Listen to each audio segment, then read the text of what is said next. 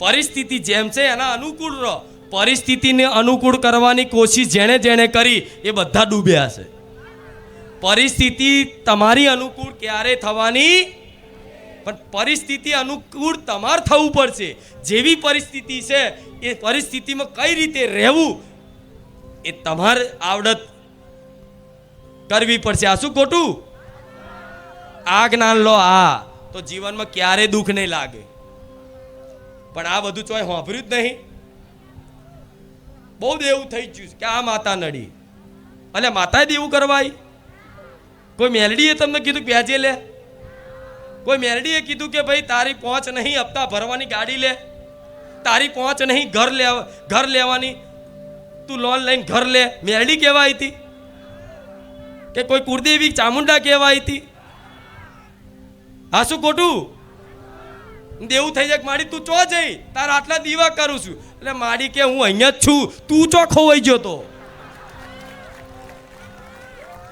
હું તો વર્ષોથી અહીંયા જ છું, પણ તારી આંખો ધૂળ પડી, તું મને ના જોઈએ તો હું શું કરું?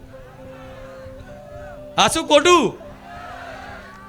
સ્વાર્થની લોભ લાલચની ધૂળ પડી હોય તો લોભ લાલચની સ્વાર્થની આંખોથી થોડી માં દેખાય? ના દેખાય ને.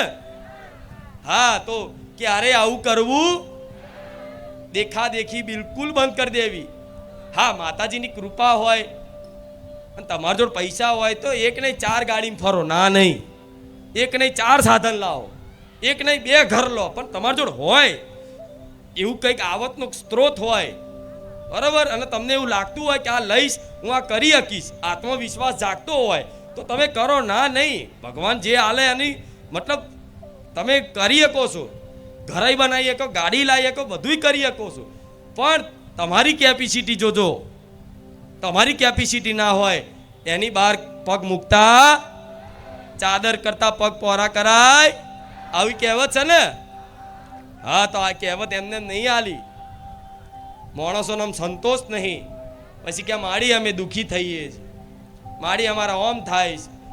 અમુક કે માડી અમારા દીકરાનો સંબંધ નહીં થતો, માડી અમારી દીકરીનો સંબંધ નહીં થતો, માડી તારી મોનતાય રાખી, માં બહુ ભૂવા કર્યા, માડી શું નડે છે ખબર નહીં પડતી, માં ચોક હગું મોણ આવે છે અને પાછું તૂટી જાય છે, શું તકલીફ છે?